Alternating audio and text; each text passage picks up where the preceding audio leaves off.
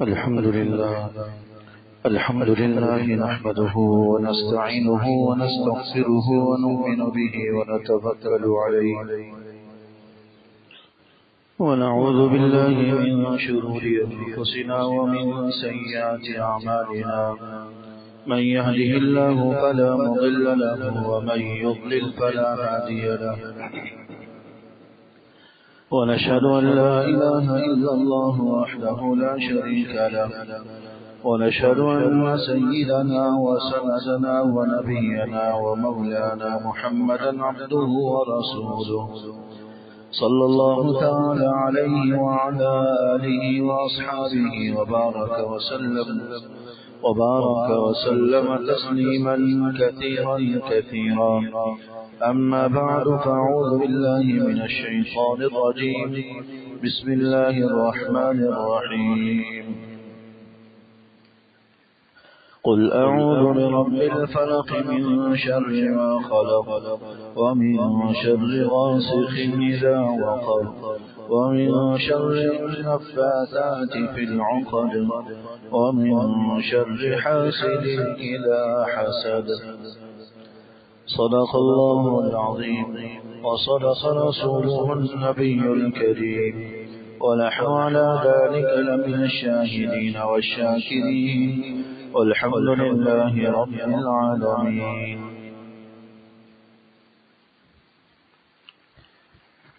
میرے قابل احترام بزرگوں محترم سامعین،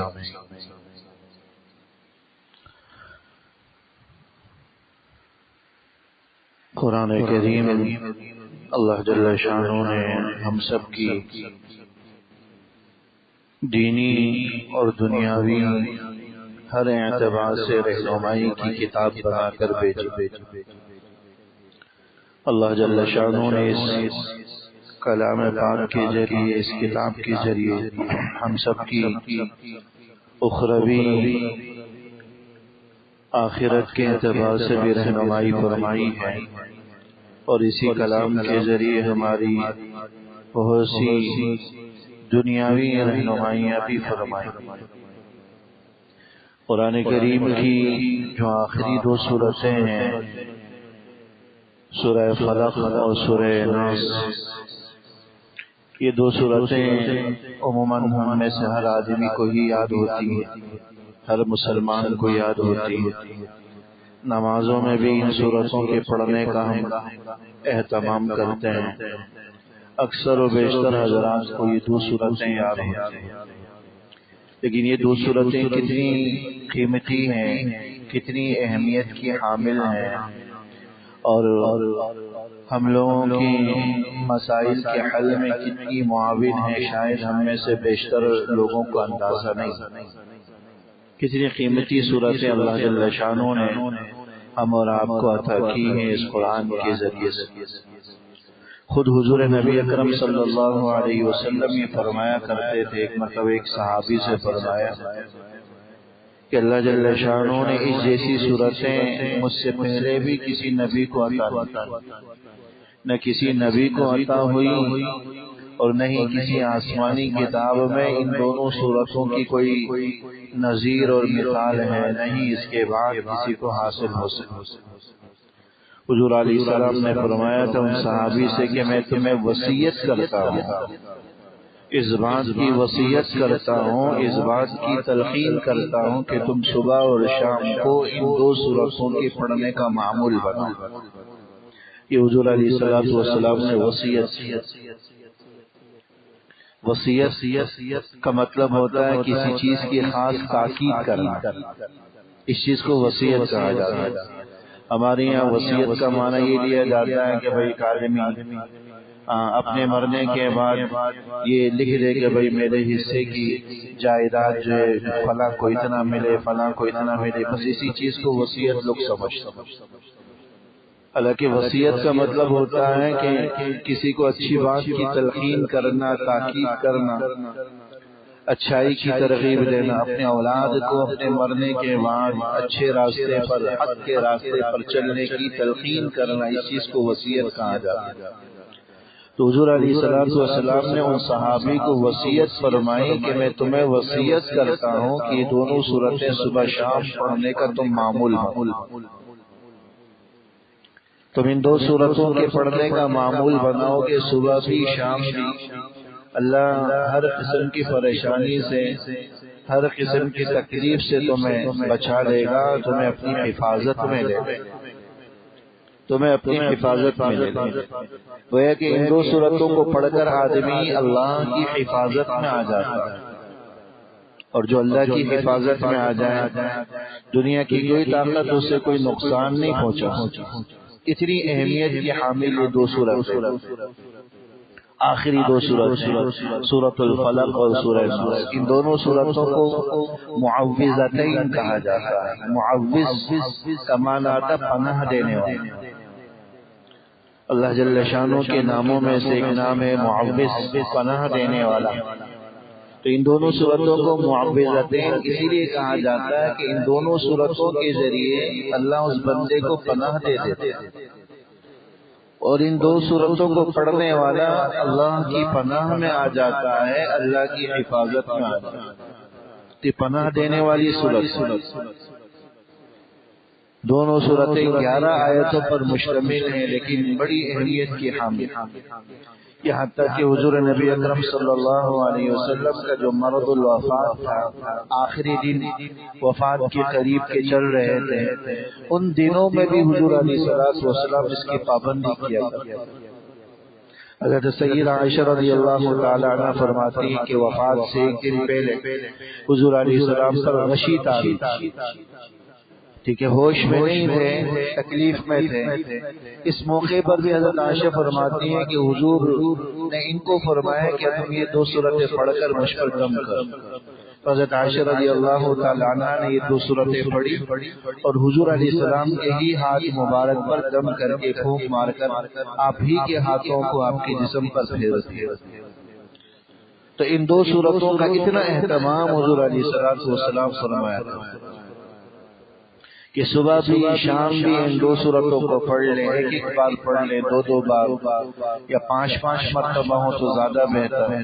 اور ان کو پڑھ کر ہاتھوں میں دم کر کے اوپر سے لے کر نیچے تک انسان تھے. آج کل جتنی بھی امراض ہیں، بیماریاں ہیں، ان میں بڑا دخل شیاطین کے اور جنات کے اثر کا ہوتا ہے. یا تو شیطان کا اثر ہوتا ہے، شیاطین کا اثر ہوتا ہے. شیاطین اور جنات کے اثر کی وجہ سے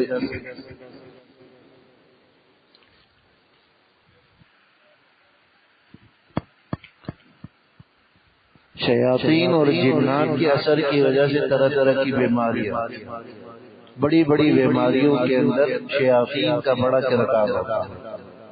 اس سورہ مبارکہ کے اندر، ان دونوں صورتوں کے اندر اللہ جل شانہ نے اس چیز سے بھی پناہ مانگنے کی تلقین کہ جنات اور شیاطین کے اثر سے بھی انسان محفوظ ہو جائے. بڑی بیماریوں کے اندر، روحانی بیماریاں ہوں یا جسمانی بیماریاں، صرف دل کی بیماریاں نہیں.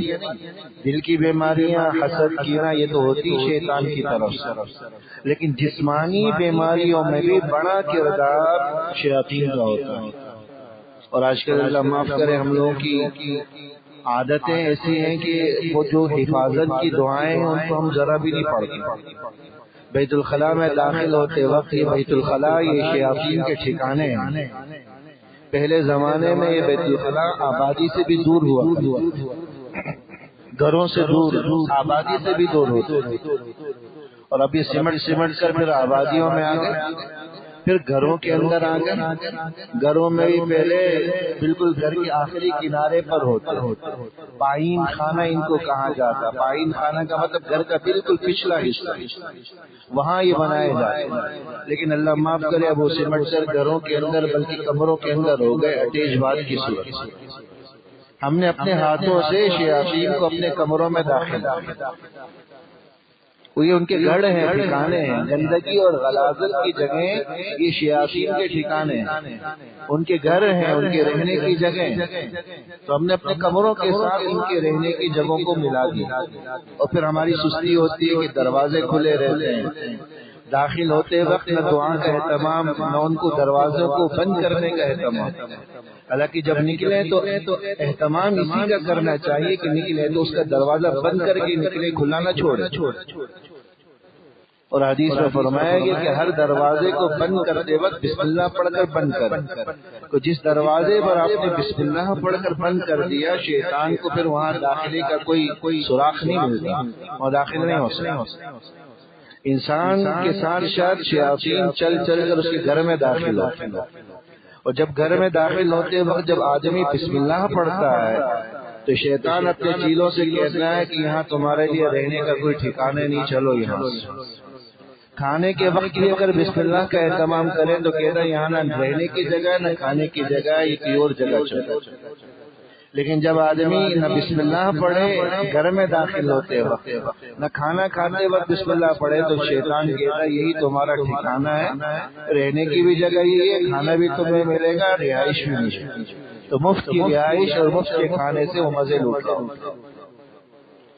تو جب بسم اللہ پڑھ کر ہم دروازوں کو بند کرتے ہیں، شیطان کے لیے کوئی سوراخ اور راستہ نہیں بچتا، اور اس کی تو عادت ہی نہیں ہے ہماری۔ دروازے کھلے کے کھلے رہے، بسم اللہ پڑھ کر بند کرنے کا کوئی معمول نہیں۔ بچوں کے اندر اس چیز کی عادت ہے، نہ داخل ہوتے وقت اللہم انی اعوذ بک من الخبث والخبائث اے اللہ میں خبیث اور خبیث شیطانوں سے، مردوں میں یا عورتوں میں جو شیاطین ہیں ان سے میں پناہ مانگتا ہوں۔ اس کی عادت ہی نہیں ہے بچوں کے، لہذا جب بغیر دعا کے وہاں داخل ہوں گے تو شیطان جسمانی اعتبار سے بھی بیماریاں ڈالتا ہے، اور دل کے اعتبار سے، روحانی اعتبار سے بھی طرح طرح کی بیماریوں اور وسوسوں کا شکار کرتا ہے۔ یہ شیاطین کے گھروں کو تو ہم نے اپنے کمروں کے ساتھ ملا کر رکھا ہوا، مجبوری ہے، جگہوں کی قلت کی وجہ سے، کشادگی نہ ہونے کی وجہ سے، لیکن کم سے کم ان چیزوں کا اہتمام کریں کہ دروازہ بند کر دیا جائے۔ کچن کا دروازہ بند کرنے کا خصوصیت کے ساتھ اہتمام کریں کہ دروازہ بند کرتے وقت بسم اللہ لازمی پڑھا کریں۔ ہمارے ایک ساتھی بڑے سخت بیمار ہوئے طالب علم، اور بیماری ایسی ہوئی کہ ڈھل کر ختم ہو۔ کسی ایک عامل صاحب سے رجوع کیا جو دیندار بھی تھے، انہوں نے کہا کہ آپ نے ایک ایسے برتن میں پانی پی لیا تھا جس برتن میں کسی جن نے پانی پی لیا، منہ لگا، اس برتن میں پینے کی وجہ سے آپ کو یہ بیماری لاحق ہوئی کہ آپ نے اس برتن میں منہ لگا۔ تو یہ حدیث مبارک کے اندر ہم ان چیزوں کے آداب بتلائے گئے، برتن کو یا تو ڈھک کر رکھیں یا تو الٹا کر کے رکھیں، اور اگر یہ نہیں کر سکتے تو کم سے کم دروازہ بند کرتے وقت بسم اللہ پڑھ کر دروازہ بند کریں۔ شیطان کے لیے اب داخلے کی یا ان برتنوں میں منہ لگانے کی کوئی شکل نہیں بچی، لیکن یہ عادتیں ہمارے درمیان ہے، اس لیے طرح طرح کی ہم پریشانیوں کا شکار ہو جاتے ہیں۔ تو اس لیے کچن کے اندر، بیت الخلاء کے اندر اس چیز کا اہتمام کریں کہ بھئی بسم اللہ پڑھ کر ان کے دروازوں کو بند کریں۔ داخل ہوتے وقت ان دعاؤں کا اہتمام کریں، اللہ جل شانہ جنات اور شیاطین کے اثر سے، سحر سے حفاظت فرمائے۔ تو میں عرض کر رہا تھا کہ جو آخری دو صورتیں ہیں ان کی اہمیت اس لحاظ سے بڑی زیادہ ہے کہ اللہ جل شانہ نے جنات اور شیاطین کے اثر سے بھی اس کے اندر پناہ اور حفاظت کا وعدہ کیا ہے۔ نہ صرف جنات اور شیاطین کے بلکہ انسانوں میں جو شریر قسم کے انسان ہیں، حسد کرنے والے، جادو ٹونا اور سحر کرنے والے، ان سے بھی پناہ اس کے ان صورتوں کے اندر مانگی گئی ہے، اور ان کو پڑھنے والا ان چیزوں سے بھی پناہ میں تو حضور علیہ السلام کی یہ وصیت ہے ہم لوگوں کو کہ صبح شام ان دو صورتوں کے پڑھنے کا معمول بنا، نہ صرف خود پر، اپنے بیوی بچوں پر، بچے اسکول جا رہے ہیں ان صورتوں کے پڑھنے کا اہتمام کریں، ان صورتوں کو پڑھ کر بھیج۔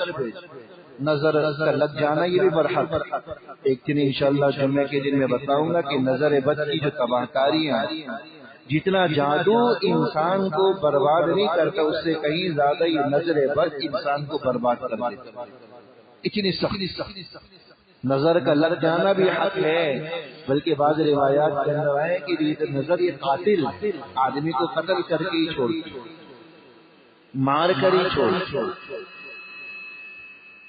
تو اس کی تباہ کاریاں اپنی جگہ ہیں، لیکن ان صورتوں کے اندر اللہ جل شانہ نے حسد سے، نظر بد سے اور جنات و شیاطین کے اثر سے ہر قسم سے جناب پناہ اس کے اندر ان صورتوں کے اندر رکھی ہے۔ اس لیے ان صورتوں کا اہتمام ہے اور آپ کو صبح و شام کرنا چاہیے۔ احادیث مبارکہ کے اندر ان دو صورتوں کے نازل ہونے کا جو پس منظر ہے وہ بھی یہی بتلایا گیا کہ حضور علیہ السلام جب مدینہ منورہ ہجرت کر کے آئے تو مدینے کے اندر یہود کی کثرت تھی، یہود پر کثرت آباد، بڑے بڑے یہودیوں کے قبائل وہاں پر موجود۔ حضور علیہ السلام نے چاہا کہ ان کے ساتھ امن و معاہدے کے ساتھ رہیں اور ان کے ساتھ باقاعدہ ایک معاہدہ بھی طے ہوا، لیکن یہ فطرتاً سازشی قسم کے اور حاسد قسم کے لوگ، حسد ان کی طبیعتوں میں تھا۔ اور حسد کی ایک بنیادی وجہ بھی احادیث سے ہمیں پتہ چلتی ہے کہ اکثر انبیاء کرام علیہ السلام جو چلے تھے وہ ان کی نسل میں ہی چلے۔ حضرت ابراہیم علیہ السلام کے دو بیٹے تھے، ایک حضرت اسحاق علیہ السلام اور ایک حضرت اسماعیل علیہ السلام۔ حضرت اسحاق علیہ السلام کی اولاد میں حضرت یعقوب علیہ السلام آئے جن کو اسرائیل بھی کہا جاتا ہے۔ تو جتنے بھی انبیاء کرام علیہ السلام آئے وہ حضرت اسحاق کے بیٹے حضرت یعقوب علیہ السلام کی نسل میں، لیکن اللہ کی شان، اللہ کی مرضی تھی کہ حضرت محمد صلی اللہ علیہ وسلم آخری پیغمبر حضرت اسماعیل کی اولاد ہیں۔ تو حضور علیہ السلام یہ واحد نبی تھے جو حضرت ابراہیم علیہ السلام کی دوسرے صاحبزادے حضرت اسماعیل کی نسل میں آئے، باقی سارے انبیاء حضرت اسحاق علیہ السلام کی نسل میں، اور وہیں سے یہ یہود چلے ہیں۔ تو اس لیے ان کو یہ حسد تھی کہ آخری پیغمبر جن کی بشارتیں، جن کی فضیلتیں ان کی کتابوں میں بے شمار موجود، توریت کے اندر موجود تھی، وہ آخری پیغمبر ان کے خاندان میں، ان کی نسل میں کیوں نہیں آیا، وہ حضرت اسماعیل علیہ السلام کی نسل میں کیوں آیا؟ تو اس کی وجہ سے وہ ہر وقت حسد میں رہتے، جلن میں رہتے، اور اسی حسد کا شکار ہو کر کچھ یہودیوں نے حضور علیہ السلام پر جادو کروا دیا، اور اس جادو کا اثر یہ رہتا تھا کہ آپ کی طبیعت مبارک بوجھل رہتی ہے، طبیعت میں نشاط اور چستی نہیں رہتی اس جادو کے اثر کی وجہ سے۔ اگرچہ حضور علیہ السلام کا جو منصب رسالت تھا اس کی ادائیگی میں کوئی فرق نہیں پڑتا، لیکن اس کی وجہ سے آپ کی اپنی ذات پر ذرا یہ اثر رہتا کہ کچھ بخار کی کیفیت، کچھ بوجھل سی طبیعت، کچھ سستی اور کاہلی سی کیفیت تاری رہتی تھی، چستی اور نشاط شام میں کم رہتا۔ ایک دفعہ حضور علیہ السلام آرام فرما رہے تھے کہ دو فرشتے اللہ جل شانہ کی طرف سے آئے اور حضور علیہ السلام نیند کی کیفیت میں درمیان تو دو فرشتے آپس میں بات کرتے ہوئے کہنے لگے کہ ان صاحب کو کیا ہوا، اشارہ حضور کی طرف تھا۔ تو دوسرے فرشتے نے کہا کہ ان کو جادو کروایا گیا، ان پر کسی نے جادو کیا۔ دیکھیے نبی کا خواب ہے، نبی کا خواب تو حجت ہوتا ہے، وہ وحی کے درجے میں ہوتا ہے اور کسی اور کے خواب کی کوئی حیثیت نہیں ہے، یاد رکھیے، نہیں کسی عامل صاحب کے، نہیں کسی پیر صاحب کے خواب کی کوئی حیثیت۔ اور اللہ معاف کرے آج کے لوگوں کے مزاج بھی ایسے ہی بن گئے ہیں کہ قرآن اور حدیث پر اتنا ایمان نہیں ہوتا جتنا ان عاملوں کی اور پیروں کی باتوں پر لوگ ایمان کر جاتے ہیں۔ کسی عامل صاحب نے، تعویذ گنڈے کرنے والے نے بتلا دیا کہ آپ پر فلاں عزیز نے یہ کروا دیا، تو بس اس پر یقین لے آئے، ایمان لے آئے، اور اس رشتہ دار سے، اس عزیز سے متنفر، اس کے خلاف طرح طرح کی باتیں، ان چیزوں کی کوئی حیثیت نہیں ہے، اور نہیں اس کی وجہ سے وہ آدمی اس بات کا ملزم ٹھہراتا ہے کہ اس نے کچھ کرا دیا۔ تو اس لیے ان چیزوں پر نہ ایمان لانا، نہ یقین کرنا، اور نہیں ان کی وجہ سے اپنے اعزہ اقربا سے بدگمان ہونا جائز، وہ بھی گناہ کے زمرے میں داخل ہے، وہ بھی ناجائز اور حرام کے زمرے میں داخل ہے۔ اگر کسی پیر صاحب، کسی عامل صاحب کی آپ بتانے کی وجہ سے اپنے عزیزوں سے متنفر ہو، یہ عجیب لوگوں کا دماغ اور ذہن بن چکا ہے کہ اللہ اس کے رسول کو فرماتے ہیں کہ عام لوگوں کی بتلانے کی کوئی حیثیت نہیں ہے، لیکن ہم لوگ ایسا ایمان لے آتے ہیں بس جو انہوں نے بتلا دیا اس پر بس یقین کر لیا، ہر حال میں وہ آدمی مجرم ہے جس کا نام پیر صاحب نہیں عامل صاحب نے بتلا دیا۔ ان چیزوں کی کوئی حیثیت نہیں ہے، نہیں ان کی وجہ سے بدگمان ہونا جائز، اور نہیں اس کی وجہ سے اپنے ذہنوں میں بدگمانی پالنا جائز، ان اعزہ سے رشتے توڑنا جائز، وہ بھی حرام کے زمرے میں داخل، کوئی حیثیت نہیں۔ لیکن نبی کے خواب کی حیثیت ہوتی ہے، وہ وحی کے درجے میں ہوتی ہے۔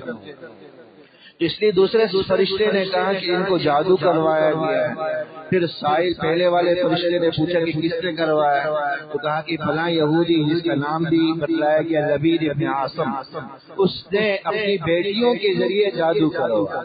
پھر پوچھا کہ کس چیز میں جادو کروایا، تو کہا کہ کنگے کے اندر جادو کروایا گیا کہ کنگا جو آپ کے استعمال میں ہوتا تھا اس میں آپ کی داڑھی کے یا سر کے کچھ بال تھے، اور ان بالوں کے اندر منتر پڑھ پڑھ کر پھونک کر گڑھانے اور گرے باندھ کر جادو کروایا۔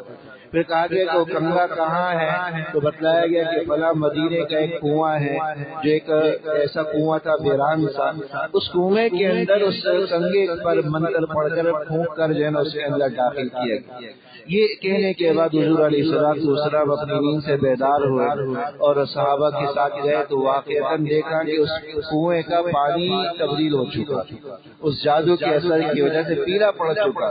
وہاں سے تلاش کر کے کنگا نکالا گیا، واقعتاً اس کے اندر جو ہے نا وہ بالوں کے اندر گریں باندھی ہوئی تھی اور وہ جادو کے اثر کی وجہ سے اس میں جھٹانے لگائی۔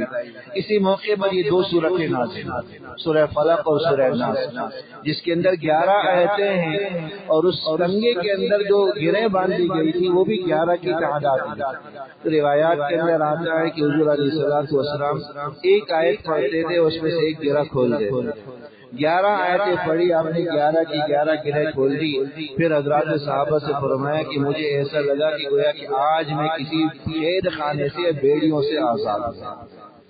یہ کیفیت اس سے سحر اور جادو کی وجہ سے ہوتی ہے۔ اس موقع پر ان دو صورتوں کے نازل ہونے کا مقصد بھی ہم اور آپ کو تعلیم دینا۔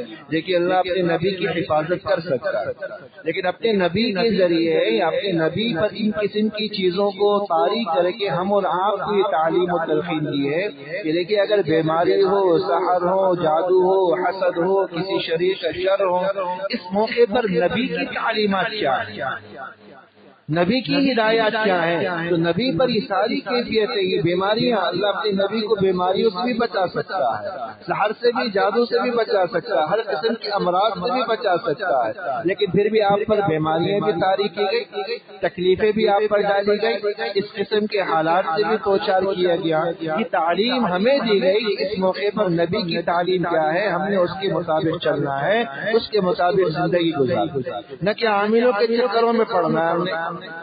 لوگوں نے اس کا نام عامل رکھ دیا ہے کہ عامل کا مطلب ہوتا ہے قرآن اور سنت پر عمل کرنے والا، دین پر عمل کرنے والا، لیکن تعویذ گنڈے کرنے والا وہ عامل بنا ہوا۔ لوگوں نے اس کو روحانی علم کر دیا، یہ چیز روحانی علم نہیں ہے۔ روحانی علم تو ان بزرگان دین کے پاس ہوتا ہے جو دل کی بیماریاں، تکبر، حسد سے لوگوں کا علاج کرتے ہیں، حضرات صوفیاء کے پاس ہوتا ہے، بزرگان دین کے پاس ہوتا ہے، یہ کوئی روحانی علم نہیں۔ اور بس اوقات اس کی آڑ میں تو کالا علم چل رہا ہوتا ہے، شیطانی علم چل رہا ہوتا ہے، ایسے ایسے جو کلمات جادو اور تعویذات کے اندر استعمال کیے جاتے ہیں، بس اوقات جو شرکیہ اور ناجائز ہوتے ہیں، فی نفسی منع نہیں، لیکن اگر شرکیہ اور ناجائز کلمات کے استعمال ہو تو وہ ناجائز ہو جاتا ہے، گناہ کے اندر داخل ہوتا ہے۔ تو لوگوں نے اس کو عملیات، روحانی علمیات، طرح طرح کے نام دے دیے، ان چیزوں کی کوئی حقیقت نہیں۔ قرآن اور سنت کی نہ رجوع کریں، جو اللہ نے ہمیں، یہ نبی نے ہمیں جو چیزوں کی تعلیم ایسے مواقع کے اندر دی، ہم میں سے اکثر و بیشتر کو انہی چیزوں کی شکایت رہتی، ذرا سے دو چار حالات اللہ کی طرف سے کیا آ جاتے ہیں، ذہن جاتا ہے کہ شاید کسی نے ہم پر کچھ کروا دیا۔ یہ حالات کا آنا یہ انبیاء کرام علیہ السلام پر بھی ہوا، ضروری نہیں ہے کہ کسی کے اثر یہ کسی کے عمل کی وجہ سے ہوا۔ انسان کا اپنا عمل بھی فیکٹر بنتا ہے، عامل بنتا ہے، اپنے عمل کی نوسط بھی ہوتی ہے۔ اپنے اعمال کی جانچ پڑتال کریں، ان کو درست کریں۔ گھروں کے اندر جو میں نے ابھی شروع کے اندر عرض کیا تھا، جو کوتاہیاں ہم سے ہوتی ہیں بیت الخلاء کے حوالے سے، کچن کے حوالے سے، برتنوں کے حوالے سے، جو کوتاہیاں ہم سے سرزد ہوتی ہیں، ان کا ہم تدارک کریں، اپنی کوتاہیوں کو دور کریں۔ پھر جو اللہ نے حفاظت کے جو اسباب، یہ روحانی اسباب، یہ دو صورتیں ہیں، قرآن ہے، یہ روحانی اسباب ہیں حفاظت، ان کو روحانیات کہا جاتا ہے۔ ان کی طرف ہماری توجہ نہیں ہوتی، اس سے کہیں زیادہ تعویذ گنڈوں کی طرف ہمارا ذہن چل رہا ہوتا ہے۔ بالخصوص اللہ بچائے، ہماری عورتیں تو اسی میں ہی لگی ہیں، عورتوں کا دماغ جس کے بغیر کہیں چلتا ہی نہیں۔ آپ دیکھیں گے نا عاملوں کے پاس سب سے زیادہ بڑی تعداد خواتین کی، اور ایسے عاملوں کے چکر میں پڑ کر بس اوقات اللہ معاف کرے اپنا مال بھی ضائع کر جاتی ہیں، عزت بھی گنوا بیٹھتی ہیں۔ اس لیے خدا را اپنی خواتین کو ان چکروں میں پڑنے سے بچائیے، کچھ نہیں رکھا ان کے اندر اور نہیں ان کی کوئی حیثیت۔ قرآن اور سنت ہمارے پاس ہے، قرآن کی صورتیں ہمارے پاس ہیں، قرآن کی دعائیں ہمارے پاس ہیں۔ جس کے پاس قرآن جیسا کلام ہو یہ حاملوں کی تعویذات کی کیا حیثیت؟ قرآن سے بڑھ کر ان آیات، ان صورتوں سے بڑھ کر ان صورتوں کے اندر اللہ نے جان رکھی ہے، ان کو معمول بنائے، خود اپنی خواتین کو سکھائیں، اپنے بچوں کو سکھائیں، اس کے اہتمام کی عادت ڈلوائیں۔ اللہ ہر قسم کی شر و فتن سے ہماری حفاظت فرمائے گا۔ اللہ جل شانہ عمل کرنے کی توفیق عطا فرمائے۔